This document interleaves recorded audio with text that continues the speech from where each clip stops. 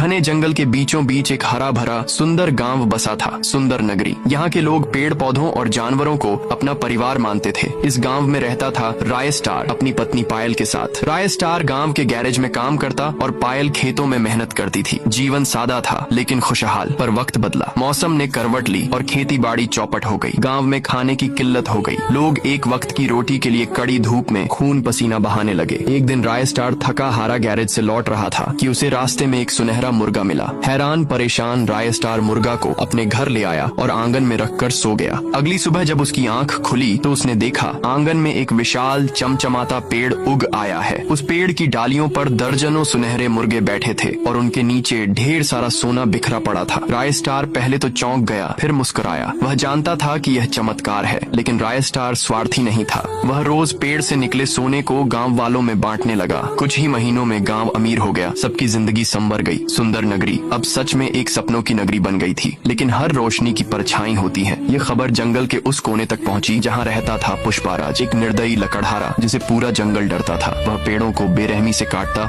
और अपने स्वार्थ के लिए प्रकृति का खून बहाता। जब उसे सुनहरे मुर्गों की बात पता चली तो उसकी आंखों में लालच की आग भड़क उठी। उसने जंगल के पास एक ढाबा खोल लिया ताकि हर गतिविधि पर नजर रख सके। रातों रात सुनहरे मुर्गे गायब होने लगे। असल में पुष्पा उन्हें पकड़कर मार डालता और खा जाता था। कई महीने बीते, राय स्टार कुछ समझ नहीं पा रहा था। फिर एक दिन पुष्पाराज अपने गुंडों की फौज लेकर जंगल पर टूट पड़ा। उसने पायल की हत्या कर दी, कीमती लकड़ियां और मुर्गे लूट लिए और पूरे जंगल को उजाड़ दिया। राय स्टार जब लौटा तो वह मंजर देखकर उसका दिल टूट गया। सामने पड़ी पायल की लाश और उजड़ा हुआ जंगल उसकी आत्मा को चीर गया। लेकिन वह टूटा नहीं। उसने बदला लेने की कसम खाई। अगली सुबह राय स्टार ने जंगल से 2 विशाल खतरनाक डायनासोर बुलाकर पुष्पा के राज्य में भेज दिए। उन दोनों ने राज्य को तहस नहस कर दिया। पुष्पाराज फिर एक रात जंगल में आया राय स्टार को खत्म करने। वह बोला, आज तुझे भी पायल की तरह गंदी मौत दूंगा। तभी तेज बिजली कड़की और दोनों के बीच एक भयंकर युद्ध छिड़ गया। आखिरकार राय स्टार ने पुष्पाराज को जमीन पर पटक दिया। वह मर चुका था। सुबह की पहली किरण के साथ जंगल में फिर हरियाली लौटने लगी। सुनहरे मुर्गे फिर पेड़ पर लौट आए। राय स्टार अब जंगल का राजा बन चुका था, एक ऐसा राजा जो अपने लोगों की रक्षा करना जानता था।